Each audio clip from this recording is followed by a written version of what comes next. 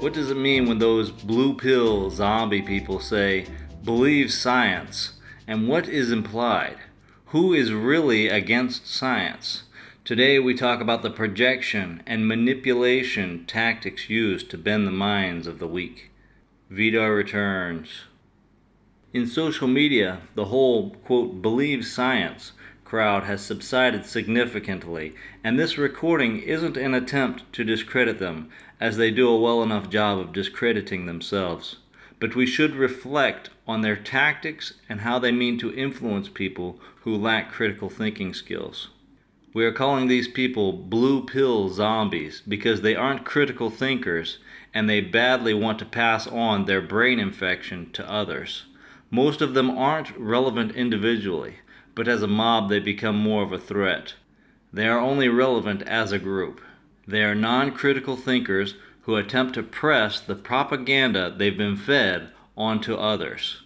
To be clear, there does exist a small minority of people that are actually against science, but that's not who these zombies are addressing.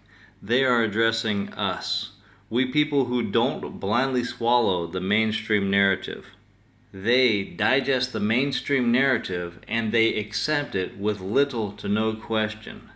This is what infects their brain as zombies, their lack of resistance to mainstream influence. They get this narrative from prevailing authorities, and this is the first phase of the zombies. When they say, quote, believe science, they actually mean believe authorities, and without question. See, their brain readily becomes controlled by blue pill talking heads in positions of power. Their thinking then becomes distorted and becomes difficult or impossible to view the world in an unbiased way or doubt the information that they've been fed. They are taken over because these blue pill zombies were never strong at critical thinking to begin with. So it was easy for some authority or politician they looked up to control their mind. Their slogan could just as well be, quote, believe truth. And you would ask them, what makes it true? And their answer, because the authorities said it was true. As if to imply, why would you ever doubt the authorities? The authorities told us that the earth was the center of the universe for hundreds of years. When the zombies say, quote, believe science, a critical thinker should hear them saying, quote, believe authorities and without question. Because it's not science. The zombies don't do science. And believing things without question is actually the complete opposite of science. Science is about always questioning, doubting, and testing things. A scientist should even question long-held beliefs that everyone takes for granted to be true. So this is the second phase of the zombies. False projection of opposition. They project the rejection of science onto others while actually not following or even understanding the principles of science themselves. So after this, we go a bit deeper to the underlying meaning of the concept, quote, believe science, as the results of science are regarded as a near accurate representation of truth and reality. So in their zombie-infected minds, they genuinely think they believe what is true. This brings up another failure of the non-critical mind, thinking that all sciences are equal. Not all sciences are equal. There are hard sciences and soft sciences. Hard sciences are like a rock. They are very solid and once confirmed can generally be built upon to form greater knowledge. Examples of hard sciences are chemistry, physics, and astronomy. Hard sciences can be firmly and exactly measured.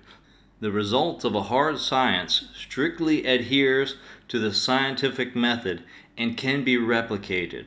When properly applied and replicated, hard sciences work well towards bringing us closer to the truth. And then there are soft sciences. Soft sciences are like sand. They're similar materials as the rock, but can be terrible for building upon. Examples of soft sciences are psychology, economics, political science, and sociology. Soft sciences often have results that are not reproducible and not falsifiable. They do not have rigorous testing methods, and the results are almost always subject to interpretation. Soft sciences have the possibility of bringing us closer to the truth, but they can just as easily bring us farther from the truth. Those who practice soft sciences can actually obtain whatever biased results they want by only evaluating the characteristics conducive to their desired outcome. The problem isn't just that soft sciences are subject to interpretation, but that the field is literally riddled with bias. When was the last time you've known an economics professor that could predict anything about the economy?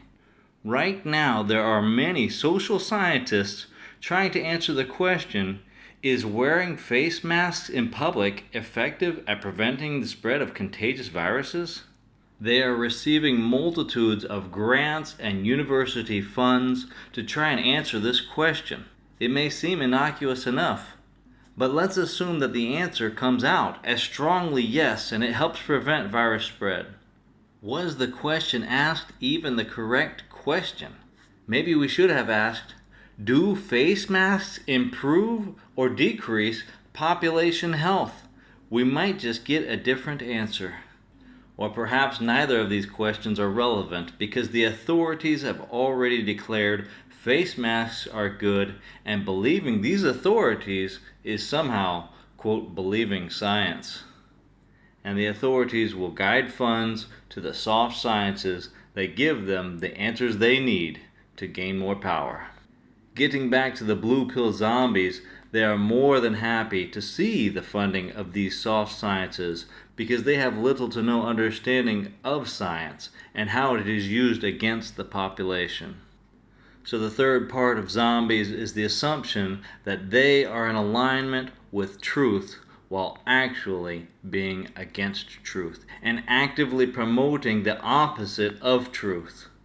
They don't do science, and they don't understand how soft sciences are a tool of those who seek to manipulate the masses.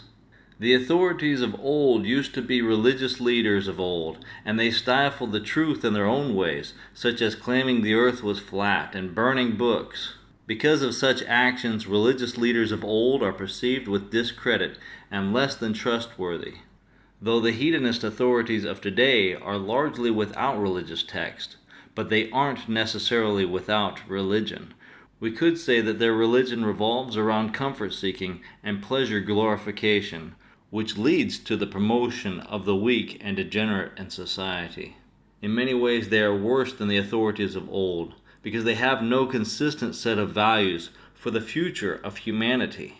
They have largely overtaken the fields of science, and they are working hard to manipulate everything to fit the new agenda. Some call the new agenda cultural Marxism, a form of society where everyone is supposed to be a clone and all have equal worth, and anyone is interchangeable with anyone else without consequence. And superior traits of groups must be suppressed, and groups with inferior traits must be promoted. The intentional or unintentional consequences being dilution of the nuclear family, dilution of our gene pool, and with the real potential of the destruction of our entire species. We are encouraged to fully embrace race and sex statistics when convenient, and equally reject them fully when inconvenient. They'll have us believe women don't need men, and men are not needed in the home. Women are now just as good and qualified as men in every conceivable way, and often even better than men. Men are viewed as destructive, disruptive, and even toxic. Unless the man is gay or transgender, then he has redeeming qualities. It's not just acceptable to be homosexual, it's apparently the moral thing to do. Someone becomes a better human for it.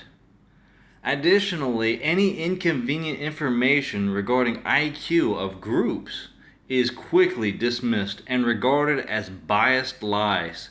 That information is terribly destructive to their interchangeable human narrative. Genuinely, this is all the subtle ruin of the family, and it has negative effects on the human gene pool. The truth is that we aren't all interchangeable, and different groups of individuals do have significant qualities over others. If we promote individuals with poor qualities while suppressing those of superior qualities, what outcome is that going to have for the future of humanity in the generations to come? This promoting of those without merit, in combination with human dependence on technology for survival, is allowing massive amounts of inferior genetics to propagate through the human gene pool. We discussed at length about reliance on technology in our previous recording titled "Degeneracy is Flooding the World." The more disconnected a people becomes with nature, the more fragile and delicate its existence becomes. In summary, these blue pill zombies can't claim science, and they can't claim truth. They don't understand science, and they're even inclined to believe the exact opposite of truth. These zombies aren't critical thinkers, they're simply pawns. Pawns of those authorities in power. Authorities use them to help propagate their narrative. That current narrative of pleasure seeking today at the cost of tomorrow. If there is to be a tomorrow, we must reject that mindset of pleasure seeking in order to grow ourselves and in order to triumph in the world. Those of us that unite and stay strong in mind and body will ultimately own the future. If you haven't seen our previous recording titled "Degeneracy is Flooding the World," now is the chance to go view that. Link in the description. VidarReturns videos are produced for free to you and without advertisements. If you want to help support this channel, go sign up for free at ODYSEE.com. ODYSEE.com is the fastest growing online video network. Just follow the invite link below. We're also on Steemit, Gab, and Minds networks and live chat on the Matrix network. We want to send out love to all our brothers and sisters. Stay blessed. VidarReturns.